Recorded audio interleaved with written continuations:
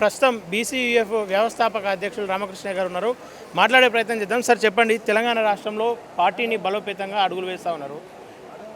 అనేక పార్టీలు అటు మల్లన్న కావచ్చు, ఇటు అనేక మందితో మీరు పార్టీని బలోపేతం చేస్తారు. స్థానిక ఎన్నికల్లో పోటీకి ఎట్లా సిద్ధంగా పోతారు? మేము ఆల్రెడీ ఇది ఇప్పటి నుంచి కాదండి, ఒక 6 నెలల నుంచి మేము దీన్ని ప్లాన్ చేసుకుంటూ వస్తున్నాము.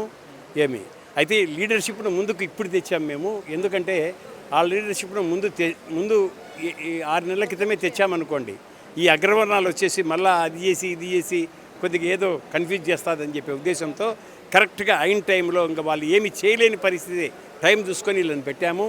మల్లన్న గారిని కానీ ఈయనను కానీ ఈ పార్టీ బలపడుతుంది. ఇప్పటికే వాళ్ళ గుండెల్లో దడ పుట్టింది. అది మీ అందరికీ తెలుసు, మీడియాకి అందరికి కూడా.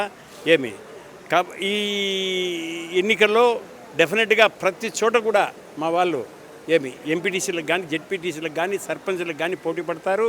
ఈవెన్ బంజారా హిల్స్లో రేపు పొద్దున జరగబోయే ఈ ఉప ఎన్నికకు కూడా మా వాళ్ళు పోటీ చేస్తారు. అభ్యర్థిని ఎవరు అనుకుంటాం? అభ్యర్థిని అప్పుడు మేము చెప్తాం మీకు. ఆయన ముందు అనౌన్స్ చేయనియండి, అది రానియండి, అప్పుడు అభ్యర్థిని ప్రకటిస్తాం. 2004లో స్టార్ట్ చేసినటువంటి పార్టీ ఇప్పటి వరకు ఎందుకు సైలెంట్గా ఉందంటే, ప్రతి ఎన్నికల్లో కూడా కంటెస్ట్ చేశాం. ప్రతి ఎన్నికల్లో కూడా, ఒక ఎన్నిక కాదు, ప్రతి ఎన్నికల్లో. అందుకే ఈ party even election commission, chief election commission 384 పార్టీలను తీసేసింది. కానీ బీసీ యూనిట్ తీసేయలేకపోయింది. ఎందుకంటే బీసీలను ఆకట్టుకోవడానికి అటు కాంగ్రెస్ పార్టీ కావచ్చు, బీజేపీ కావచ్చు, బీసీలకు మద్దతుగా ఉంటూ బీసీని సీఎంని చేస్తామని చెప్పేసి వాళ్ళు చెప్తా ఉన్నారు. ఈ సమయంలో ఈ పార్టీకి ఎట్లాంటి పరిస్థితులు ఉండబోతుంది? నరేంద్ర మోడీ గారు భారతీయ జనతా పార్టీలో ఒక బీసీ ప్రైమ్ మినిస్టర్ అయ్యాడు. ఏం చేయగలుగుతున్నాడు ఆయన?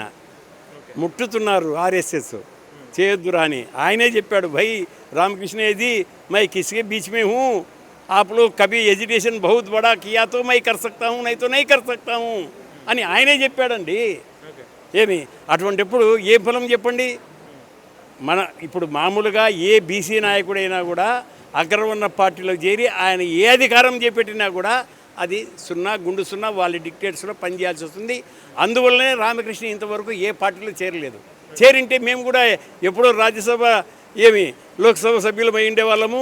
ఎప్పుడో మాకు కూడా ఇది అంటే మేము అమ్మడిపోయి ఉండేవాళ్ళం. అప్పుడు ఏమంటే వాళ్ళకి అమ్మడిపోవడమే కదండి. మేము ఆ పార్టీలో చేరి ఆ పార్టీలో అధికారం తీసుకున్నామంటే వాళ్ళకి అమ్మడిపోయిన వాళ్ళమే. మా దీనివల్ల మేము మాట్లాడలేము. మా ధైర్యంగా మేము మా సమస్యను చెప్పుకోలేము. వాళ్ళు ఎట్లా చెప్తే అట్లా మాట్లాడాలి తెలుస్తుంది. అదే కదా కృష్ణయ్య గారు చెప్పింది. ఇప్పుడు నేను ఒక పార్టీలో ఉన్నాను కాబట్టి పార్టీ డిసిప్లిన్కి బట్టి వాళ్ళ సిద్ధాంతాలను బట్టి మాట్లాడాలి, నేను వేరుగా మాట్లాడలేనని చెప్పాడు కదా మీ ముందరనే. ఇదే జరగబోతుంది కాబట్టి మేము ఇండిపెండెంట్గా ఎక్కడ కూడా ఏ పార్టీలు చేరకుండా బీసీ అనేటువంటి పార్టీని నిలబెడుతున్నాం. ఒకవైపు బీసీల కోసం కల్వకుంట్లకు అయితే పోరాటం చేస్తున్నా అని చెప్పేసి ఆమె 72 గంటల నిరాహార దీక్ష కావచ్చు. మరోవైపు రేవంత్ రెడ్డి 42% ఇస్తున్నా మళ్ళా సీఎం కూడా నేనే అని చెప్పేసి ఆయన చెప్తా ఉన్నాడు. ఏం చెప్పాల్సుకో రేవంత్ రెడ్డి? ఇప్పుడు కొట్టుకుండేది వాళ్ళు కొట్టుకునియండి. మహేష్ కుమార్ గౌడ్ గారు బీసీ చీఫ్ మినిస్టరే నెక్స్ట్ అన్నాడు. ఈ రేవంత్ రెడ్డి నేను 10 సంవత్సరాలు నేనే ఉంటానంటున్నాడు. వాళ్ళిద్దరు కొట్టుకొని ఇద్దరు అమ్మడిపోయిన వాళ్ళు ఎవరికి? ఢిల్లీకి. వాళ్ళు సొంతంగా చేసుకోలేరుగా, అర్థమంటే పరిగెత్తాలుగా ఢిల్లీకి. కానీ ఇక్కడేమవుతుంది, వస్తే ఎవరు అయితే కూడా రాఘవేంద్ర గౌడ్ నా దగ్గరకు వస్తాడు అంతే. ఢిల్లీకి పరిగెత్తాడు కదా, తెలంగాణలో రేతిబోడికి వస్తాడు. ఏం సార్ ఏం చేయమంటారని. కానీ వాళ్ళు ఢిల్లీకి పోయి డిక్టేట్ తీసుకొని ఇక్కడికి వచ్చి చెప్పాల్సిన అవసరం వస్తుంది. ఇంకొకటి కవిత గారు వచ్చేసి మీరు అడిగారు, 10 సంవత్సరాలు ఆమె రాజ్యం వెళ్ళిందే. 34% ఉండే రిజర్వేషన్స్ను 23% తెచ్చాడే. ఆయన మమ్మల్ందరినీ మేము ఇంప్లీడ్ అయితే మీరందరూ ఎవరు సుప్రీంకోర్టుకు రావద్దండి, నేను చేస్తాను గవర్నమెంట్ చేస్తుందని చెప్పి మాకందరికి మోసం చేసి అక్కడ పోయి ఏం చేశాడు కేసీఆర్ గారు? ఆ బిల్లు 2 గంటలకు డిస్కషన్కి వస్తుందంటే ఆయన వేసిన పిటిషను 12 గంటకే వాపసు తీసుకొని వచ్చేసి ఇక్కడికి వచ్చి అసెంబ్లీ పెట్టి కౌన్సిల్ పెట్టి 23% దించాడు. ఇదేంటి వాళ్ళ దొరల పరిస్థితి. ఆమె ఏం చేస్తుంది? రాజకీయము. నన్ను పిలిచింది, రా నేను ఎన్ని కోట్లైనా పెడతాను, రాండి రామకృష్ణయ్య గారు, నేను బీసీ మూమెంట్ మనం చేద్దామని. కానీ 10 ఏళ్ళు నువ్వేమి చేయలేకపోయినప్పుడు ఇప్పుడు బీసీ అనుకొని, అంటే బీసీలకు మోసం చేయాలనుకొని మీ నాన్న ఆడుతున్న నాటకం అని చెప్పేసి మేము గమనించాం.